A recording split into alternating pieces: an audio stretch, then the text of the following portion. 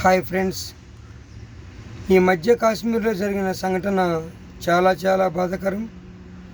ఇలాంటివి ఇక ముందు ఎప్పుడు జరగకూడదని మరి మనం కోరుకోవాలి. ఈ దుశ్చర్యకి మరి పాల్పడ్డది ఎవరో తెలుసా? ఒక కులం రూపంలో ఉన్న వ్యక్తి, ఒక మతం రూపంలో ఉన్న వ్యక్తి. నిజానికి మరి కులం లేదు, మరి మతం లేదు.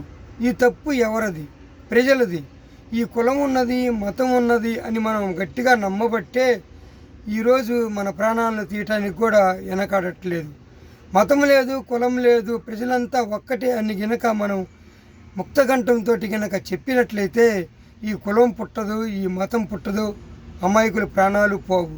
ఇక నుంచైనా ప్రజలు గమనించి ప్రపంచ ప్రజలకు ఎవరైనా సరే కులం లేదు, మతం లేదు, ప్రజలంతా ఒకటే అని గినక అదే అభిప్రాయంతో వచ్చి మనుగడ కొనసాగిస్తే తప్పక ఈ కుల మత మరణాలు కొనసాగుతూనే ఉంటాయి.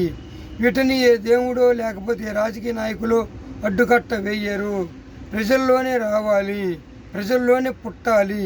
కాబట్టి ప్రజలు ఇక నుంచన్నా తెలుసుకొని మరి కులం లేదు, మతం లేదు, అందరూ ఒకటే. వీటి వల్ల మరి ఎన్నో ప్రాణాలు పోతున్నాయి.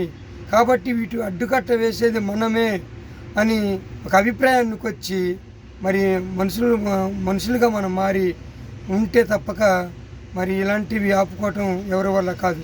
కాబట్టి ఇక నుంచన్నా మనం మతం కులం కాకుండా ఒక మనుషులుగా మనం జీవించి ఇలాంటి వాటికి స్వస్తి చెబుదామని నేను కోరుకుంటున్నాను.